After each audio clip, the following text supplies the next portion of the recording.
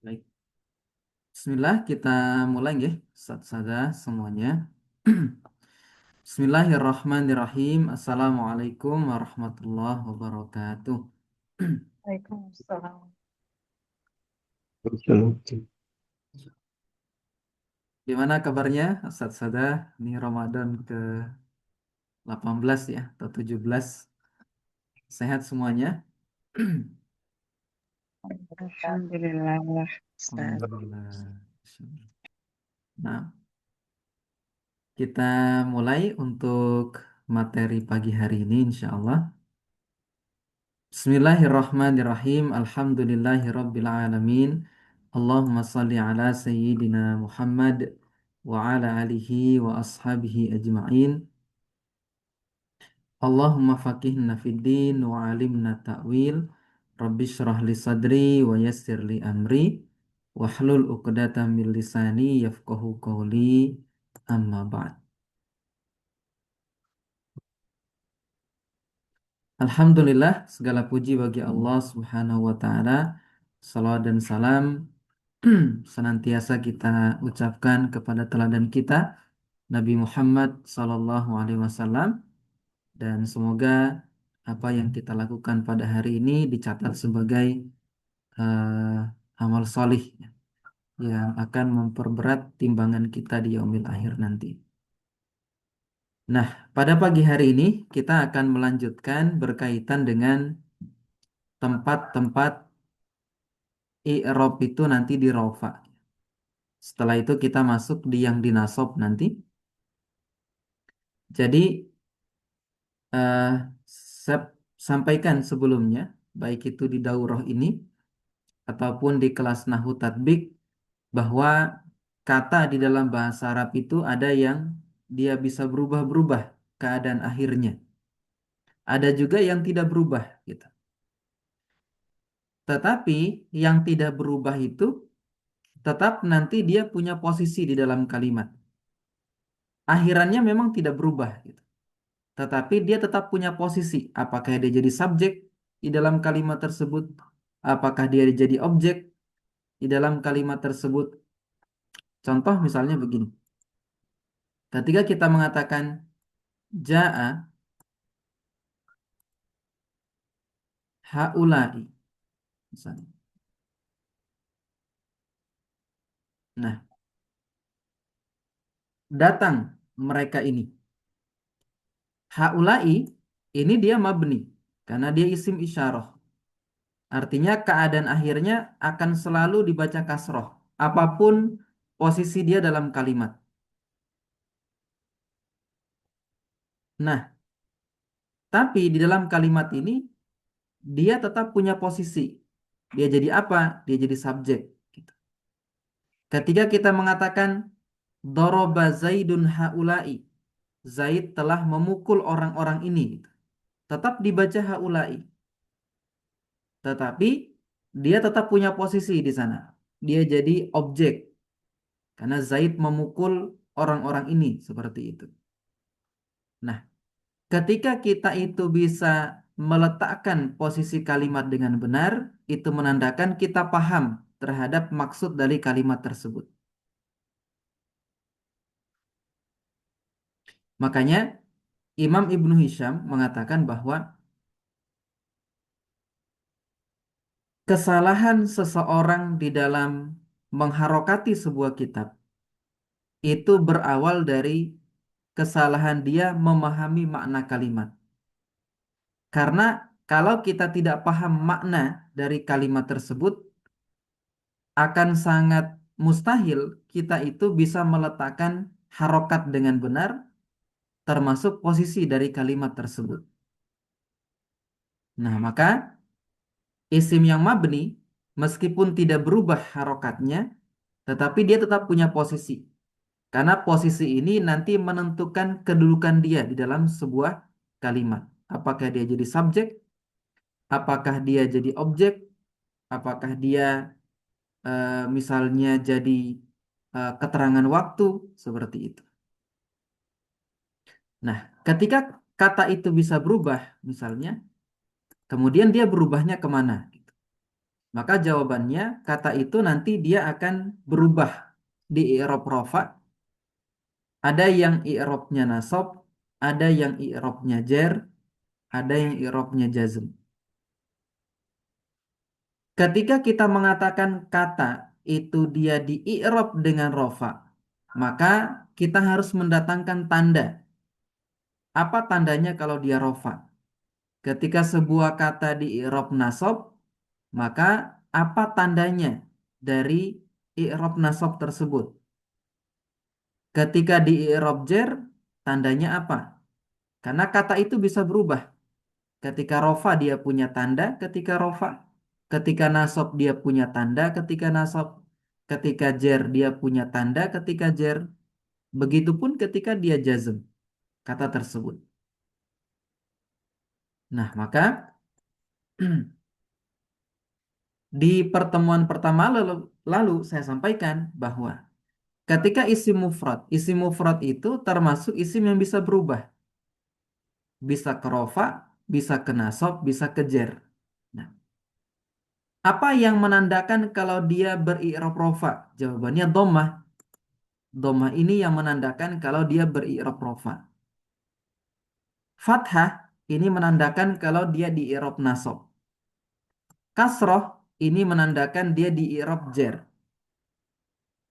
Nah, kemudian di daurah minggu lalu, kemudian kita menjelaskan kapan suatu kata itu dia akan beri'rab rofa. Tergantung amilnya. Amil ini menuntut menuntut si isim ini berposisi sebagai apa gitu. Nah, maka kita jelaskan di pekan yang lalu bahwa isim mufrad akan akan di i'rab rofa ketika misalnya dia menjadi subjek atau fa'il. Fa'il i'rabnya harus rofa, tidak nasab, tidak jer. Naibul fa'il i'rabnya rofa. Mubtada i'rabnya rofa. Khobar i'rabnya rofa. Ismu kana i'rabnya rofa. Khobar inna i'rabnya rofa. Kemudian tawabi naat atof taukid badal. Sehingga satu sadah saya contohkan misalnya begini. Ketika kita akan membaca sebuah teks berbahasa Arab ya,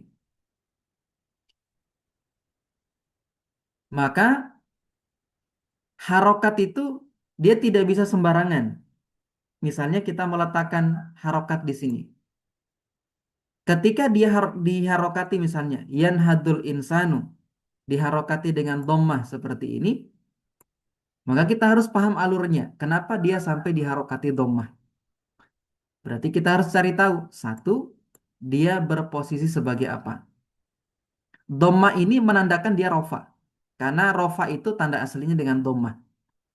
Sehingga kata ketika kita lihat akhirannya dhammah itu menandakan akhirannya rofa. Misalnya ini, Torikul Iman.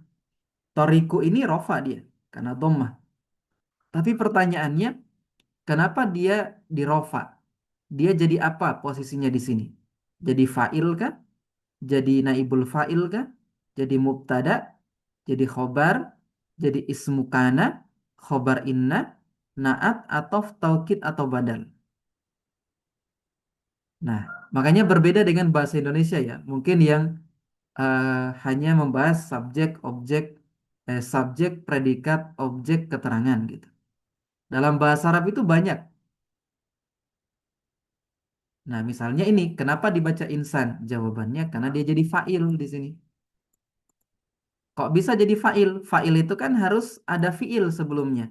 Mana fi'ilnya? Ini fi'ilnya. Yanhaddu ini fi'il mudhari. Nah, ketika kita ketemu fi'il, maka yang kita cari pertama kali fa'il. Yanhaddu bangkit. Siapa yang bangkit? Pelaku kan? Atau yang disifati dengan disandarkan kepada sesuatu yang bangkit itu siapa? Jawabannya al-insan. Manusia itu bangkit. Oh, berarti manusia itu fa'il. Fa'il itu harus rofa. Kemudian al-insan ini isim mufrad. Kemudian kita lihat kalau isim mufrad ketika rofa tandanya dengan apa? Dengan dhammah. Makanya datang dhammah di sini. Bukan fathah, bukan kasrah, bukan tanda-tanda yang lain, tetapi dengan dhammah.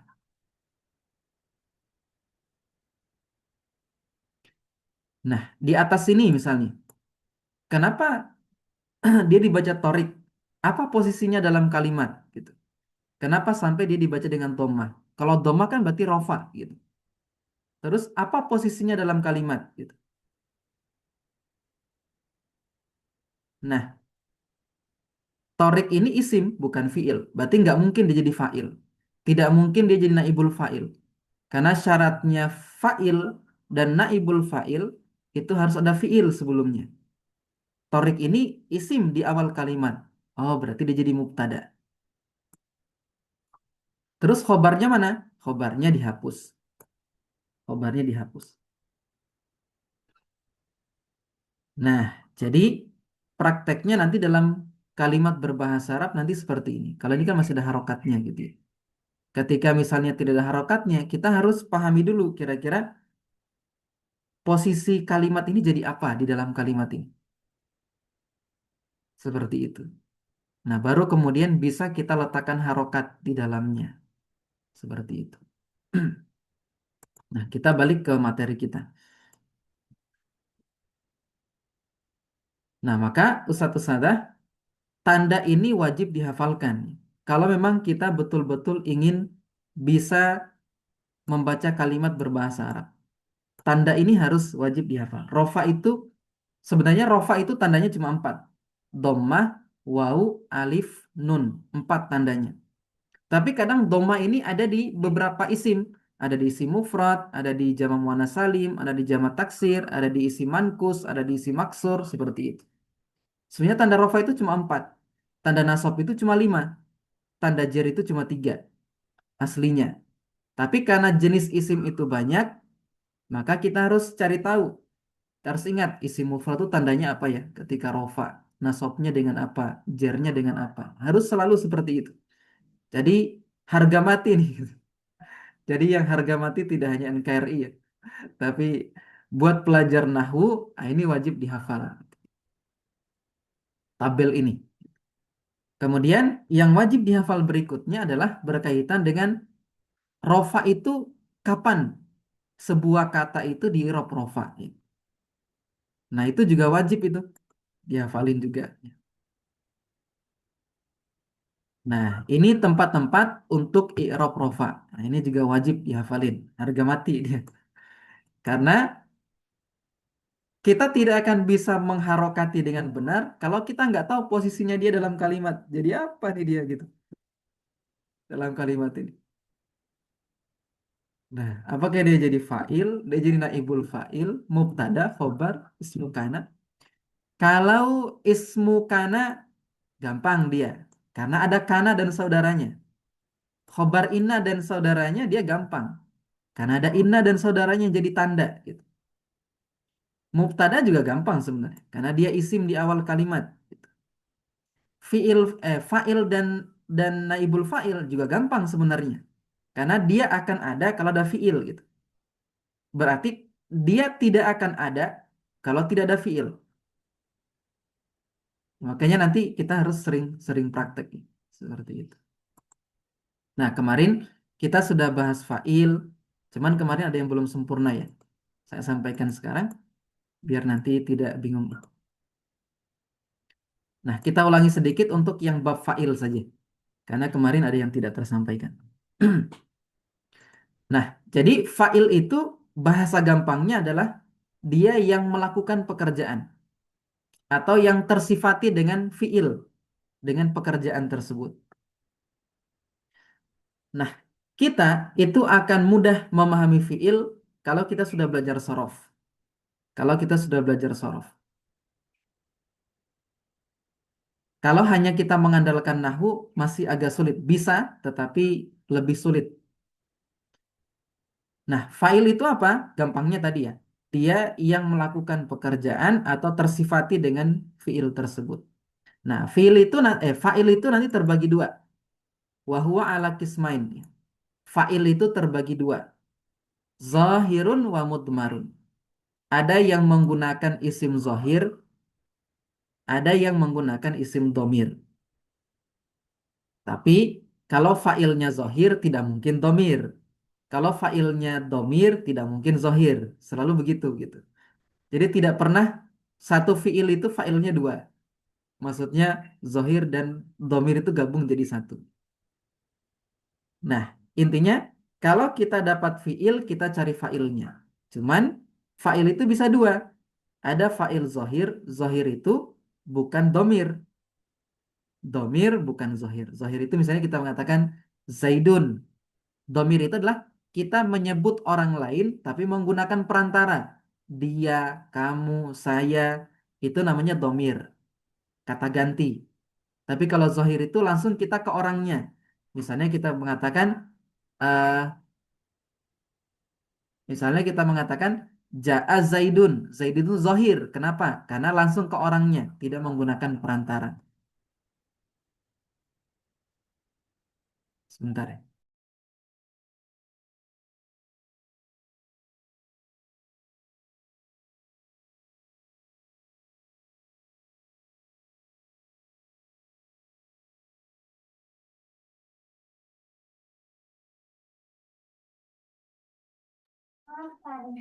Nah, eh, fa'il itu ada yang zohir. Misalnya tadi ya, zohir itu misalnya ini.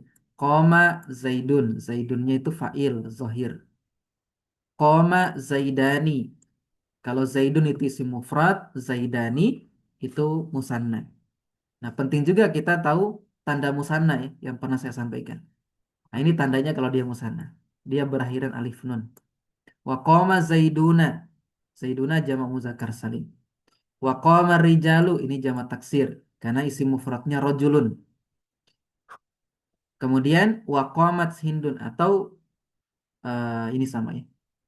Wa qama akhuka. Akhuka ini asmaul khamsah. Wa qama gulami. Gulami ini dia isim mufrad tetapi dia bersambung dengan eh, domir ya yang menunjukkan saya. Gulami anak saya. Nah, ada yang fa'il itu dalam bentuk domir. Nah, ini dipelajarinya di sorof dalam tasrifan. Misalnya, eh, kita ambil doroba. Kalau di tasrifan nanti dari domir huwa ke domir nahnu.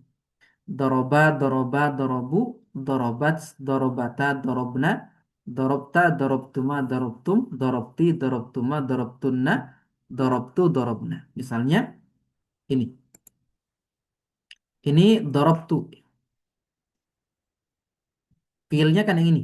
Doroba. Tu-nya itu domir. Ketika kita bertemu tak berharokat di akhir fiil, maka failnya sudah yang itu. Jadi dorob tu. Failnya mana? Failnya ini. Tu ini.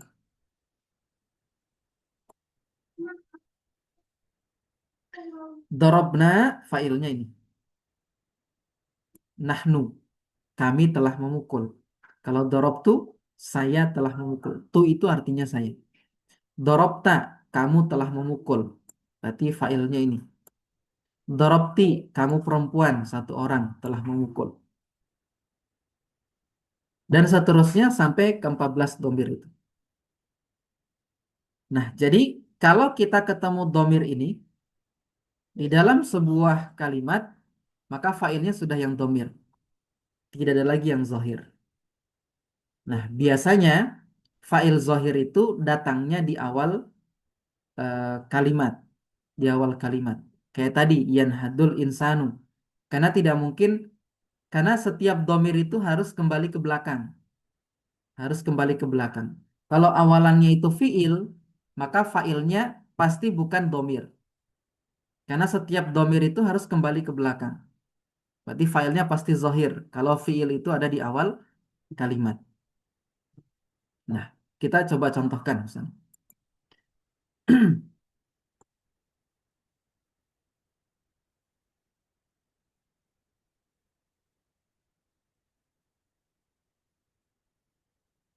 Nah, misalnya ini. Di sini yanhadu, di sini ada yanhado.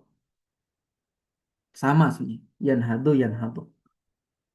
Tapi kalau kita lihat yanhadu yang pertama ini, failnya bukan domir, tapi zohir. Al-insan di sini. Tapi yanhado di sini, ini kan koma, menunjukkan akhir kalimat. Maka failnya berarti dia domir. Tapi domir yang di sini mustatir. Yang tersembunyi itu huwa. Nanti huwa ini kembali ke belakang. Dan wa ijadi fikrin akhar. Mewujudkan pemikiran yang lain. Lahu pada manusia tersebut. Hatta yanhado. Hingga dia bangkit. Dianya itu siapa? Dianya kembali ke belakang. Jadi terkadang fa'il itu datang dalam bentuk zahir. Atau datang dalam bentuk domir. Gitu. Contoh misalnya. Yukayyifu. Kira-kira fa'ilnya mana?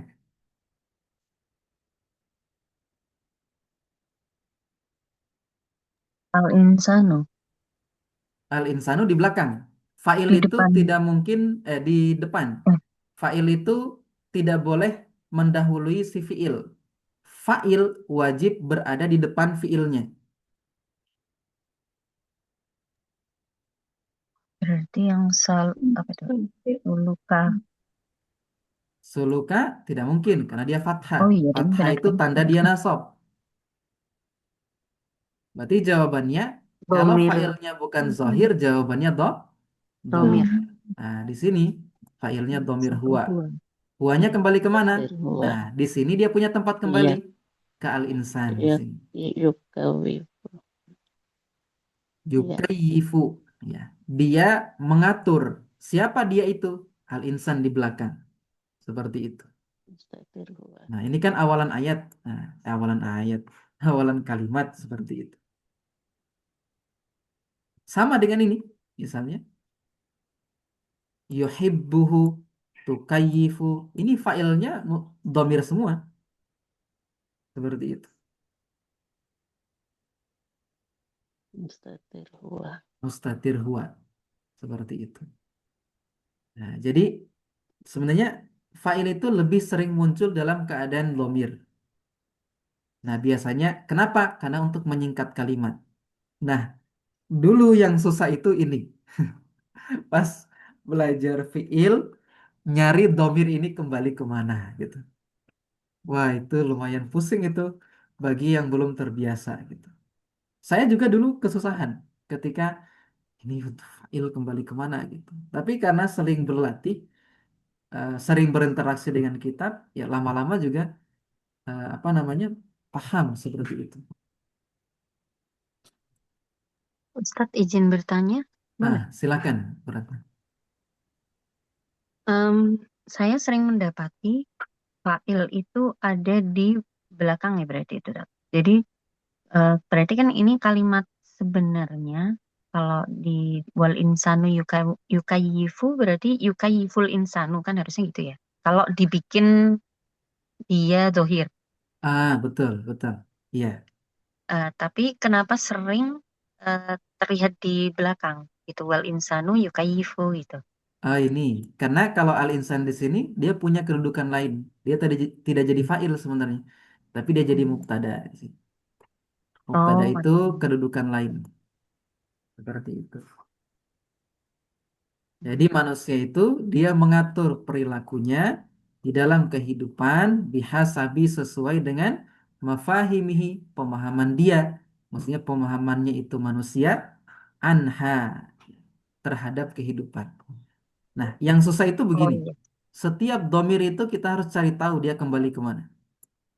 Wah, ini saya lama untuk bisa paham ini dulu. Karena untuk balik domir. Karena kalau kita nggak tahu tempat baliknya domir, kan pemahamannya. Nya itu apa sih gitu. Anha tentangnya. Nya itu apa sih gitu. Nah, maka hi di sini kembali ke al-insan. Ha di sini kembali ke hayah. Seperti itu. Jadi setiap domir itu punya marji. Marji itu tempat kembali.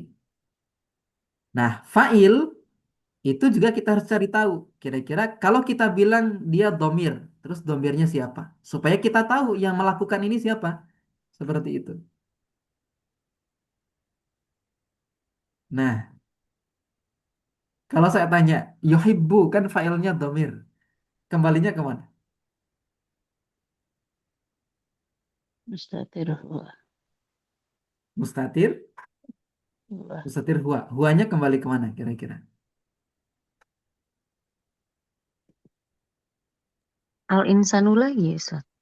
Iya, dia kembali ke al-insan. Kemudian sini ada domir hu lagi. Hu ini juga artinya dia. Kalau dia yang ini kembali kemana? Nggak mungkin kita bilang kembali ke al-insan. Karena kalau kita bilang ke al-insan, yang manusia itu mencintai manusia gitu.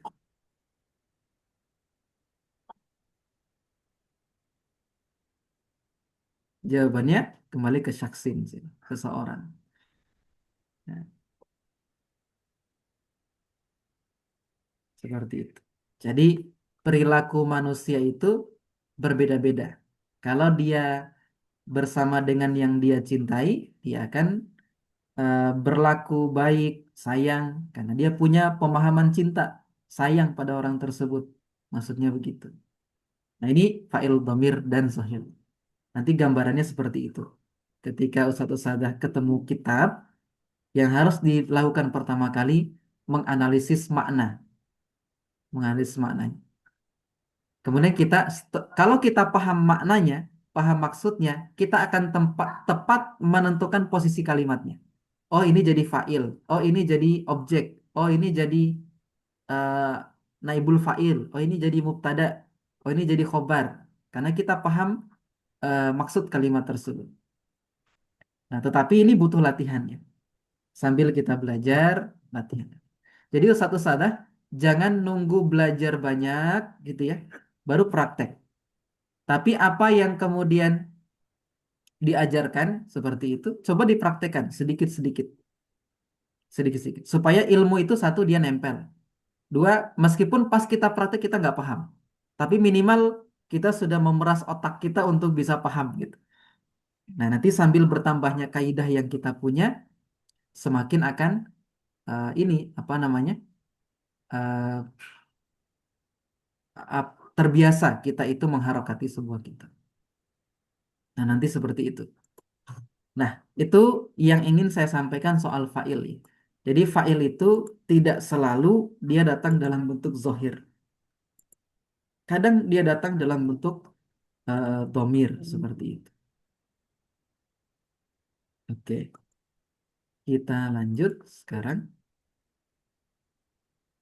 Kemarin kana wa akhawatuha sudah ya. Inna sudah belum ya? Kemarin itu Belum. belum ya? Terakhir kita Belum. inna ya. Terakhir kita kana. Oke, sekarang kita bahas.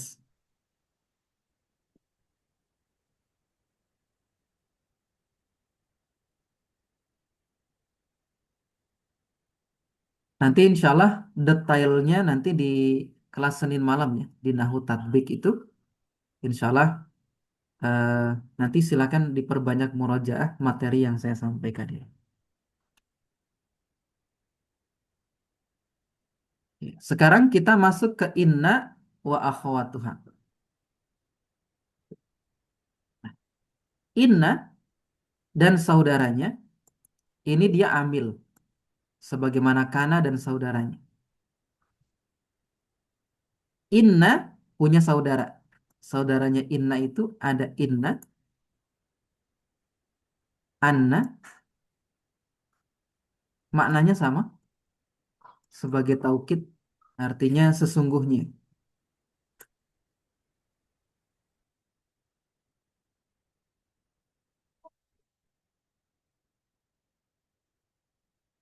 Kemudian Anna, ka Anna,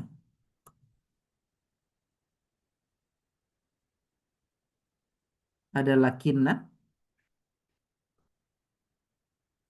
kemudian ada la'alla, terakhir ada laita.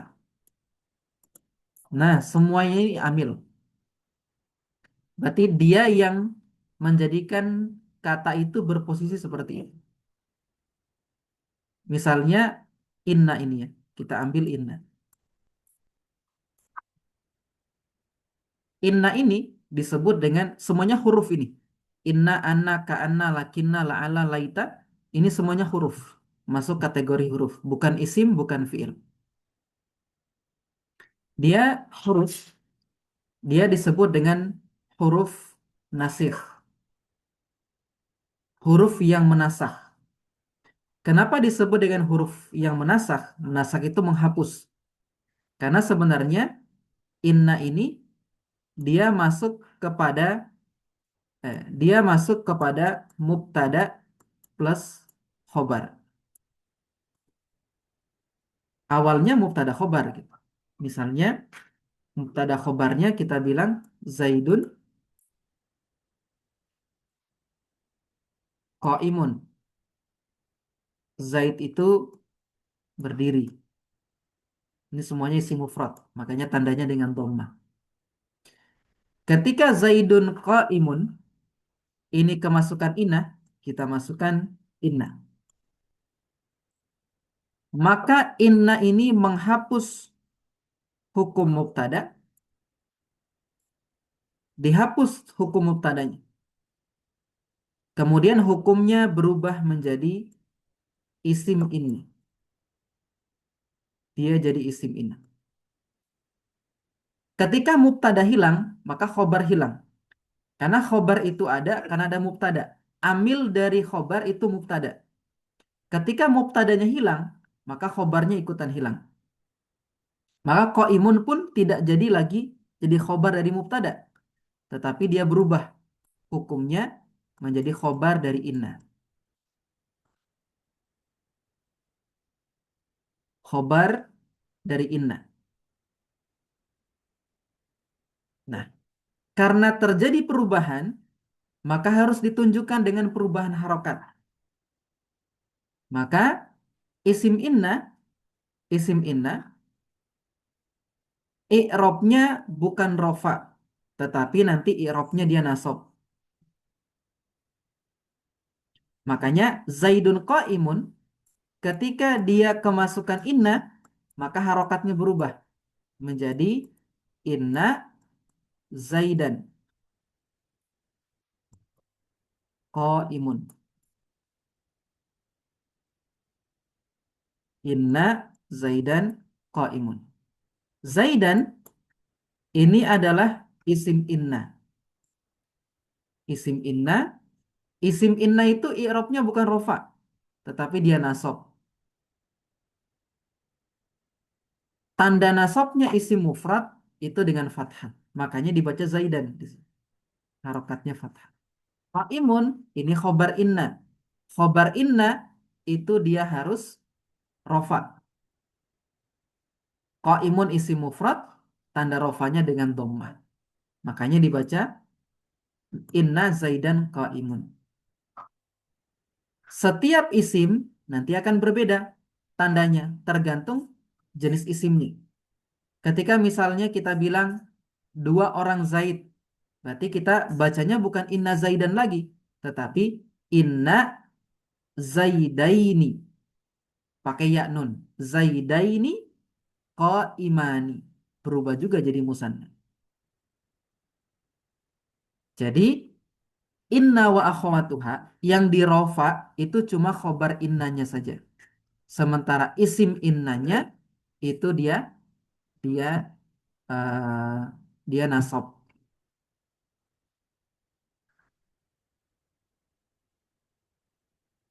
Misalnya di Quran ada kalimat innallaha, ini paling sering muncul itu kana dan saudaranya.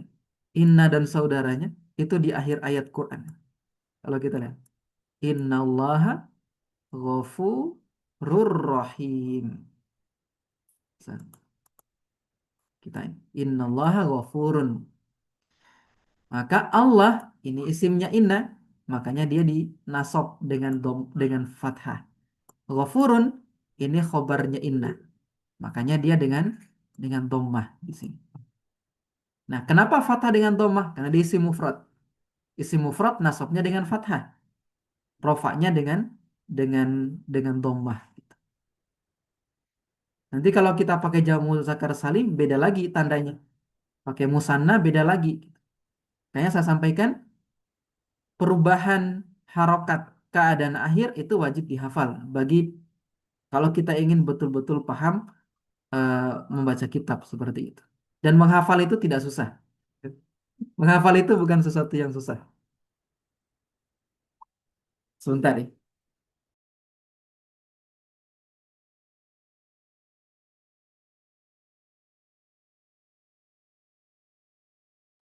Nah, jadi Ustaz-Ustazah, kita harus punya habits menghafal ya.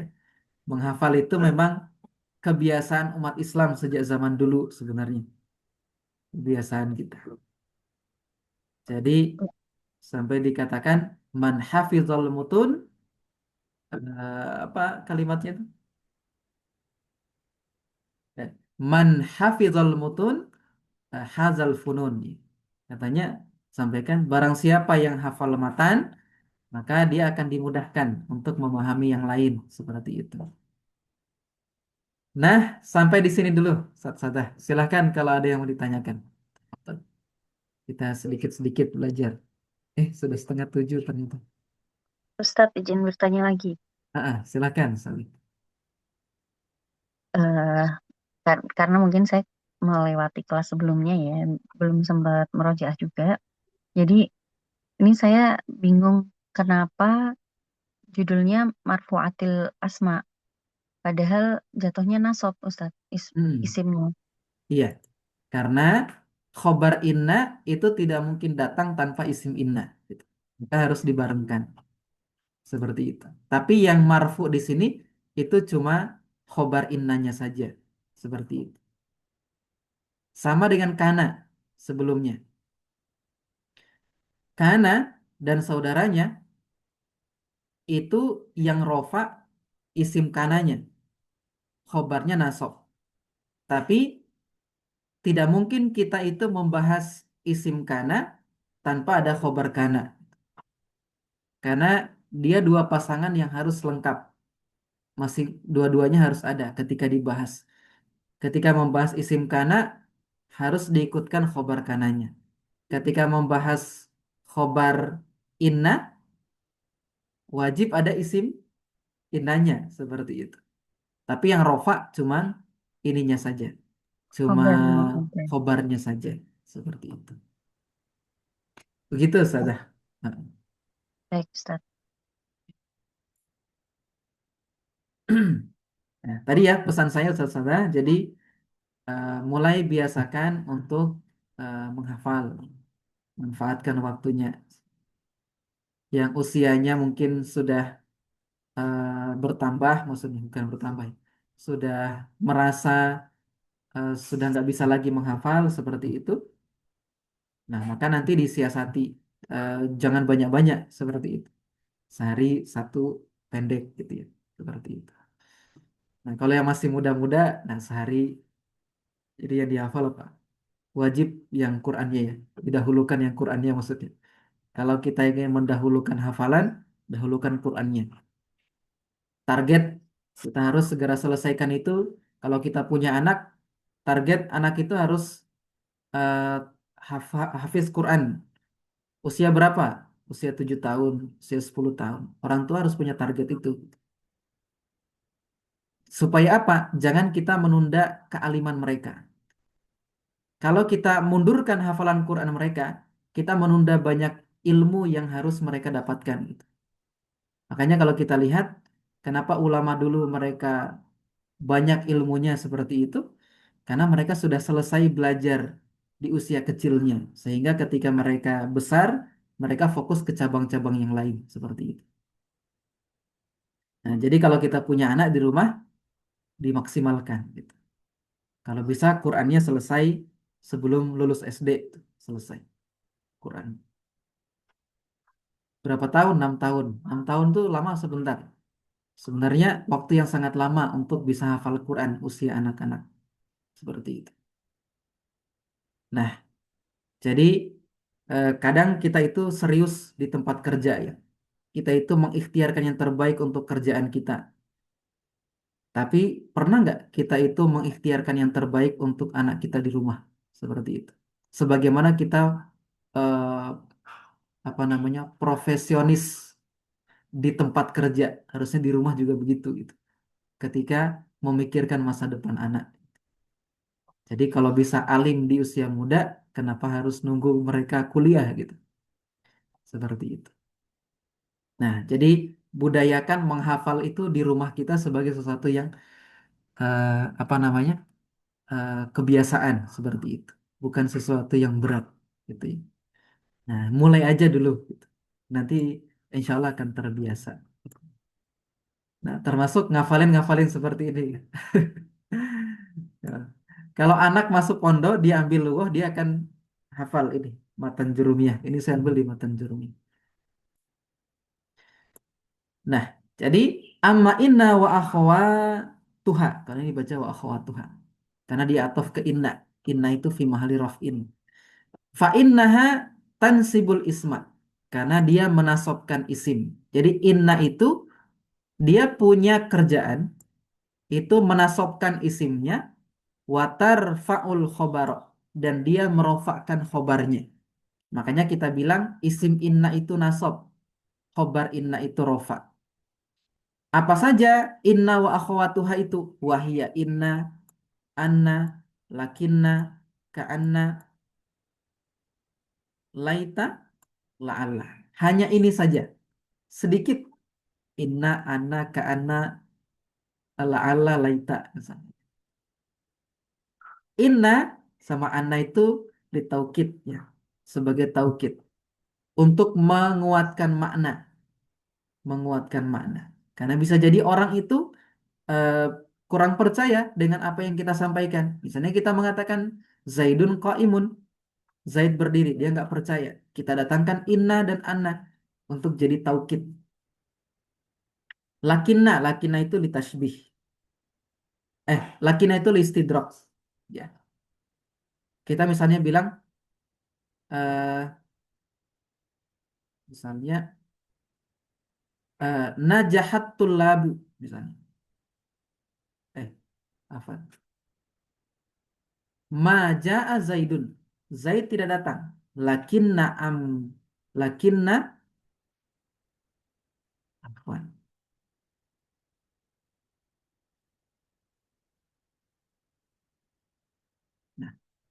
Nah, misalnya kita bilang jalasa Zaidun misalnya. Zaid duduk. Lakinna Amron akan tetapi si Amr misalnya. Nah, misalnya kita bilang ko iman, tetapi si Amrnya berdiri. Nah, ka'ana itu litasbih. Litasbih itu penyerupaan. Misalnya, misalnya kita bilang ka'anna ka'anna Zaidan asadun fi syaja'atihi. Zaid itu seperti singa. Makanya ka'anna itu diartikan seperti ka'anna Zaidan asadun fi syaja'atihi. Zaid itu seperti singa di dalam keberaniannya. Laita, laita itu untuk harapan satu yang mustahil terjadi atau sulit dia terjadi. Misalnya kita mengatakan laita syababa qadimun al-yaum. Seandainya masa muda itu eh, datang hari ini di usia kita yang sekarang gitu. La'alla, la'alla itu untuk harapan yang mudah terjadi gitu. Misalnya kita mengatakan la'allal habiba qadimun. Seandainya kekasih itu datang. Tapi bisa juga sulit kalau memang tidak punya kekasih seperti itu. Nah, tergantung maknanya. Nah ini, wa makna inna wa anna li taukid. Makna inna wa anna itu li taukid, walakinna li istidrak, wa ka'anna li tasbih. Ini makna-maknanya. Walaita li tamani. Tamani itu angan-angan. Wala'alla li taraji wa tawakku.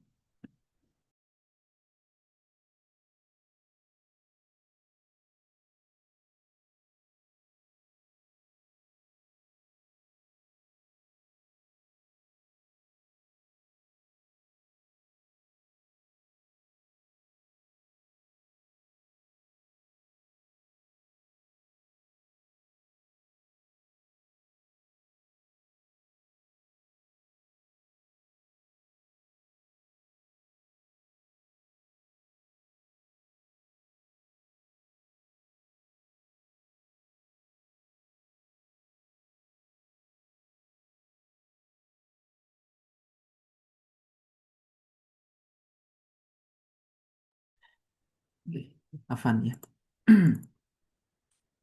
Nah, contohnya misalnya ya, inna zaidan qaimun. Ini untuk yang isim mufrad.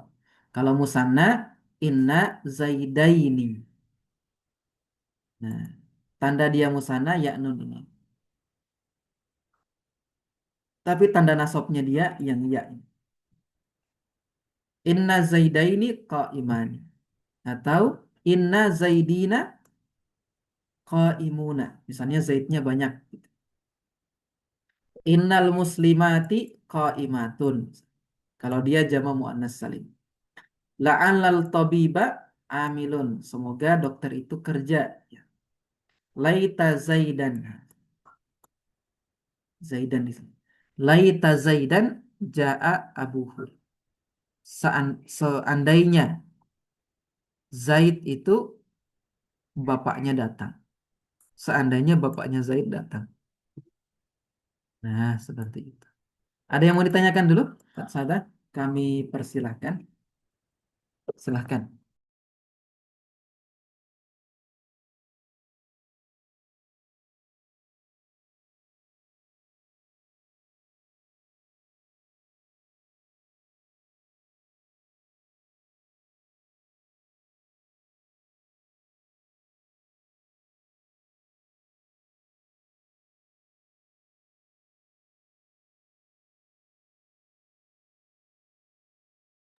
Sebentar, nih.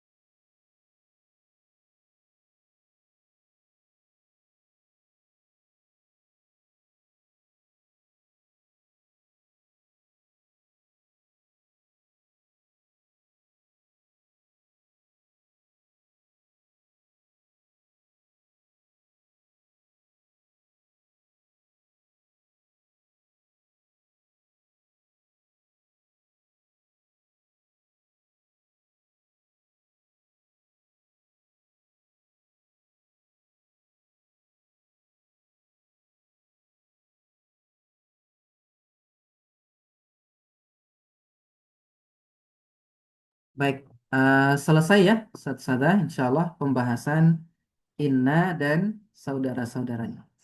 Jika tidak ditanyakan, kita lanjut sedikit. Kita selesaikan untuk yang marfuat ya hari ini. Pikir bisa masuk ke mansubat.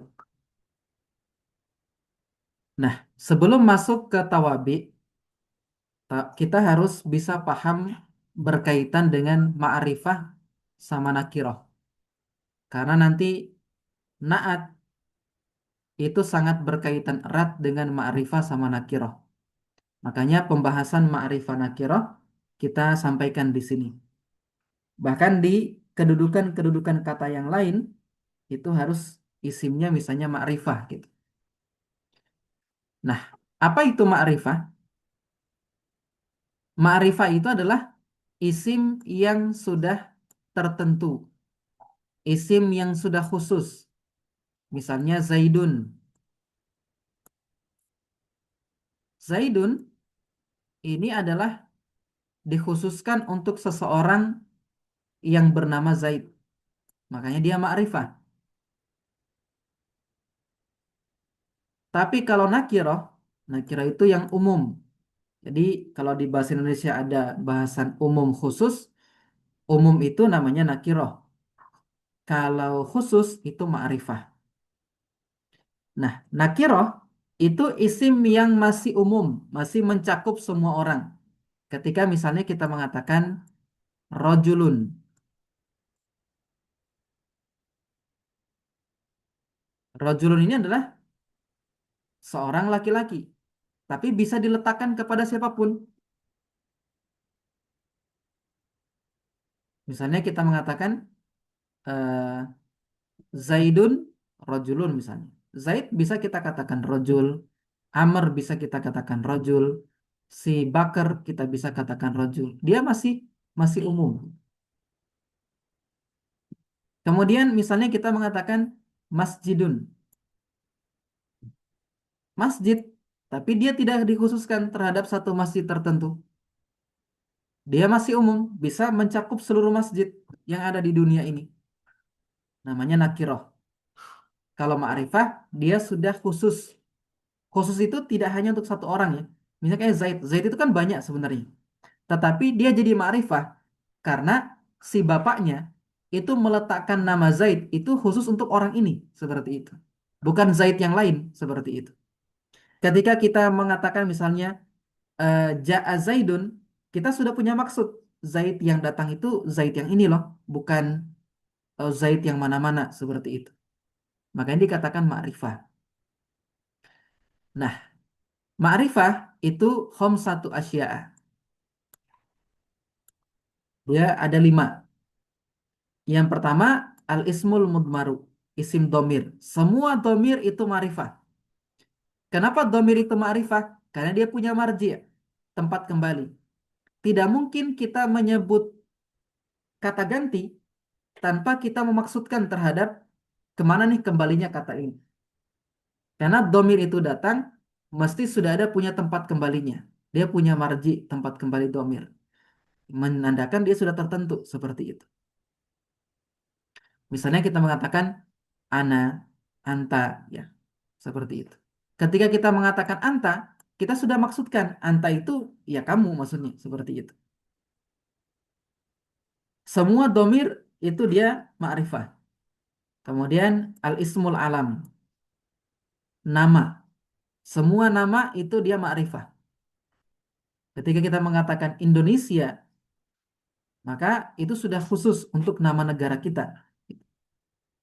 Atau nama nama kampung misalnya. Itu sudah dikhususkan untuk nama kampung tersebut. Nah, semua nama manusia itu ma'rifah, baik yang laki-laki ataupun perempuan. Kemudian wal ismul mubhamu, isim yang mubham. Misalnya hada, isim isyarah. Isim isyarah itu dia ma'rifah. Nah, isim isyarah itu dia ma'rifah kenapa? Karena ketika kita mengatakan hadhi itu sebenarnya dengan menunjukkan tangan. Kita mengatakan hadhihi seperti itu. Jadi ma'rifahnya dengan kita menunjuk benda tersebut gitu. Atau zalika. Zalika itu menjadi ma'rifah karena kita tunjuk gitu. Jadi makanya dalam terjemahan isim isyarah itu disebut kata tunjuk gitu. Karena ketika kita mengungkapkan isim isyarah itu plus dengan menunjukkan orang tersebut. Kemudian isim alladzi fihil alif wal lam. Nah, isim yang ada awalannya alif lam. Misalnya masjidun. Ini dia nakirah.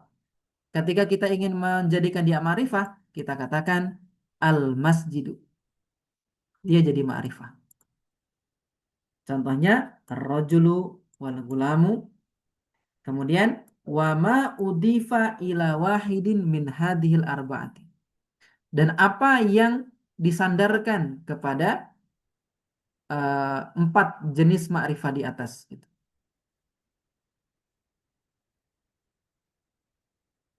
Nah, misalnya rajulun menjadikan dia ma'rifah bisa dengan kita mengatakan ar-rajulu tambahkan alif lam. Ketika kita mengatakan baitun, baitun ini dia nakirah. Kenapa dia nakirah? Dia bukan isim domir, bukan isim alam, bukan isim isyarah, nggak ada alif lamnya, gitu.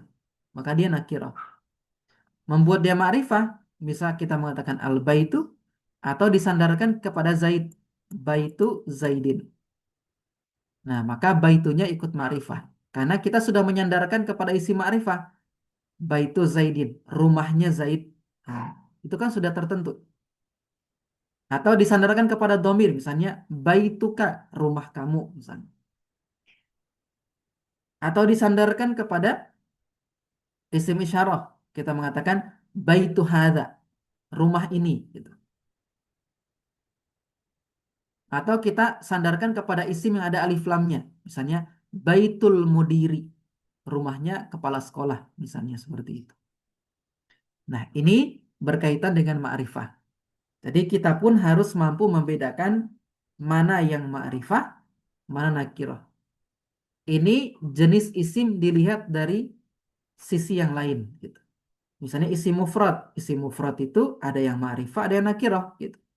Zaidun itu isim mufrad sekaligus dia ma'rifah. Rajulun itu isim mufrad sekaligus dia nakirah. Nah, nanti begitu. Nah, sampai di sini ada yang mau ditanyakan dulu? Kami persilahkan. Tafadhol, satu sadah semuanya.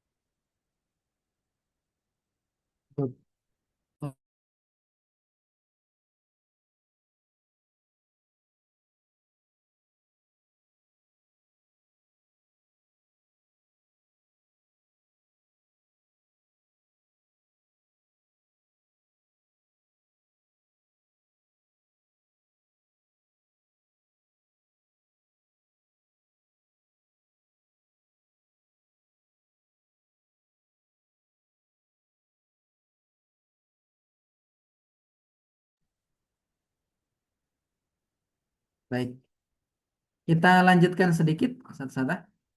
Isim-isim yang di rofa terakhir itu ada yang jadi naat. Naat itu sifat.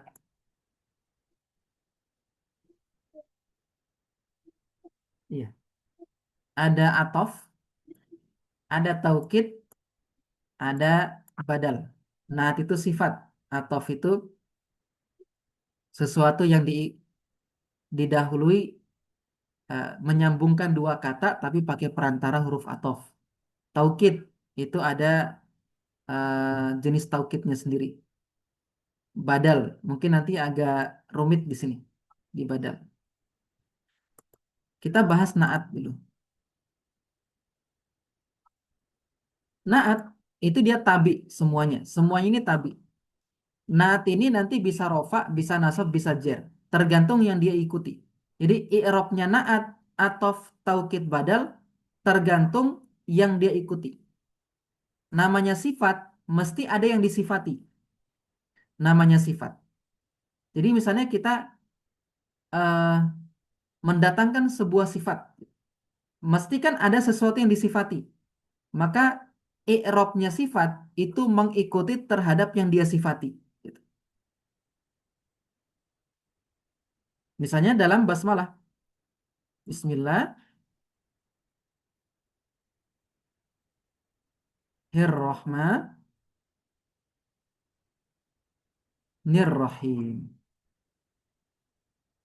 Nah, kenapa ini kasroh? Ya, kita terjemahkan kan dengan menyebut nama Allah yang Maha Pengasih lagi Maha Penyayang. Kita datangkan sifat untuk Allah di sini.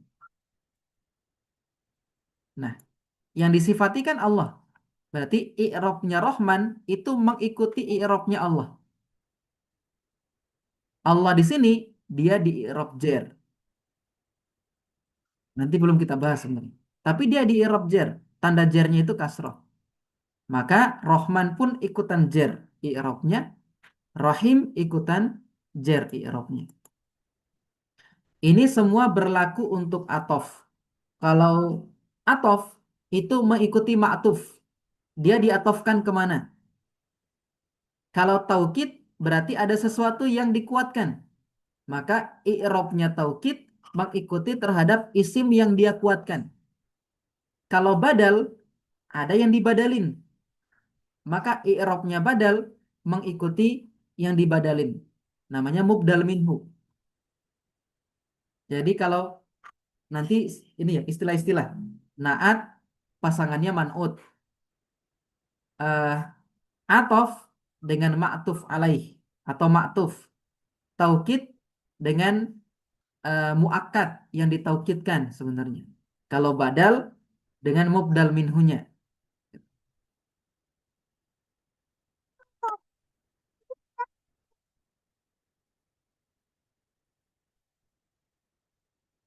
Nah, kita bahas naat dulu ya. Kita bahas naat. Eh, sebentar ya, Bapak ngajar dulu ya. An-na'tu tabi'un lil man'uti. Dia mengikuti terhadap man'utnya. Man'utnya itu yang disifati.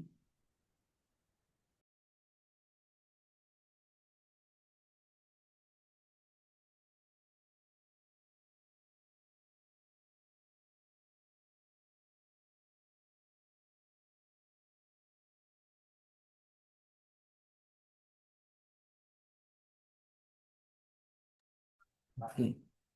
Dia tabi'un. Tabi itu pengikut. Mengikuti kepada siapa? Lil man'ut. Terhadap yang disifati. Fi raf'ihi. Pada rofaknya. Wa nasbihi. Pada nasabnya. Wa khafdihi. Dan pada khofat. Khofat itu istilah jer. Jadi naat itu bisa rofa, bisa nasab, bisa jer, tergantung man'utnya yang disifati. Misalnya kita mengatakan koma zaidun al-akilu. Koma berdiri. Siapa yang berdiri? Zaid. Nah, Zaid seperti apa yang berdiri? Yang berakal. Maka akil ini naat. Dia mensifati siapa? Mensifati Zaid. Maka i'rabnya akil mengikuti Zaid. Karena Zaid itu jadi fa'il, dia rofa, maka akil pun ikutan rofa. Wa ra'aitu Zaidan al-akila. Aku melihat. Melihat siapa? Zaidan. Berarti Zaidan objek. Objek itu harus nasab. Makanya al-akila juga ikutan nasab. Marartu bi Zaidin al-akili. Zaid ini dia jer. Kenapa? Karena ada huruf jernya. Maka dibacanya al-akili karena di i'rab jer. Nah, jadi naat i'rabnya tergantung man'utnya.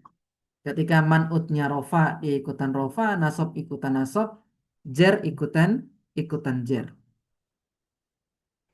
Seperti itu. Nah, itu dulu untuk naat. Ada yang mau ditanyakan? Kami persilahkan. Satu saja semuanya. Masih ada waktu insya Allah 10 menit ya. Silahkan jika ada. Jika tidak ada, saya lanjutkan ya. Kalau tidak ada, saya lanjutkan. Atof, ini dia gampang. Yang penting kita bisa tahu mana huruf atof. Jadi atof itu yang dimaksud dengan atof di sini itu adalah kata yang terletak setelah huruf atof. Huruf atof itu pertama ada wa. Biasa kita terjemahkan dan. Ada fa, ada thumma, ada au, ada imma, ada bal, la, lakin, hatta, fi ba'dil mawadi'a. Hatta ini bisa jadi huruf atof, bisa jadi huruf jer. Bisa jadi huruf ibtida. Makanya dikatakan fi ba'dil mawadi'i. Hatta itu kadang di beberapa tempat dia jadi huruf atof, kadang tidak. Contoh misalnya, qama zaidun wa amrun. Nah, ini wa huruf atof. Maka yang terletak setelah huruf atof ini, i'rabnya mengikuti. Dia diatofkan kemana? Maka dia diatofkan ke Zaid. Karena Zaid rofa, maka dia ikutan rofa. Wa ra'aitu Zaidan wa Amran. Amran diatofkan ke Zaidan. Zaidan jadi objek, dia nasab. Makanya Amran jadi nasab.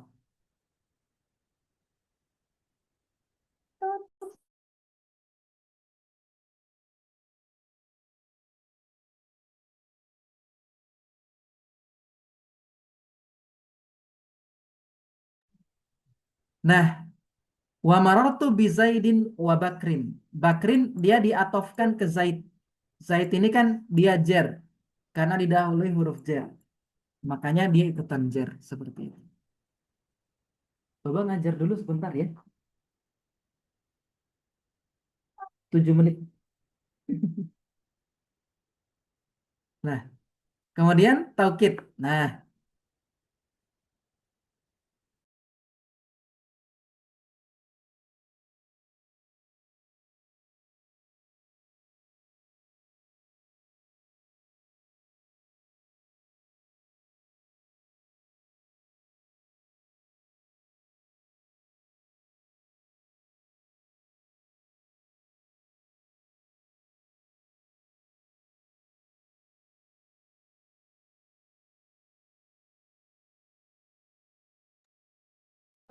baik Ustadz Ustadzah semuanya. Kita tunda dulu ya sampai sini Afan Kasir. Ini yang paling kecil minta ditemani. Nanti insya Allah sisa taukid sama badal, karena bahasannya juga lumayan panjang. Nanti insya Allah kita sambung di pekan depan. Besok pagi kita daurah yang sorof dulu. Yang sorofnya besok insya Allah kita masuk di tasrif istilahi sama lugawinya langsung. Jadi tasrif ke samping plus tasrif ke bawah. Supaya nanti pas masuk nahu tatbik kita sudah familiar dengan perubahan-perubahan itu. Sampai di sini dulu nggih, Afan Kasir. Kita akhiri dengan istighfar dan doa kafaratul majelis. Subhanakallahumma wa bihamdik asyhadu an la ilaha illa anta nastaghfiruka wa natubu ilaik. Insya Allah nanti rekamannya segera saya upload. Afan Kasir ini kejeda terus sampai tidak diupload kemarin yang kedua. Nanti saya upload segera hari ini insya Allah. Assalamualaikum warahmatullahi wabarakatuh. Waalaikumsalam warahmatullahi wabarakatuh. Jazakallah. Jazakallah khairan, Ustaz. Waalaikumsalam ajmain. Izin.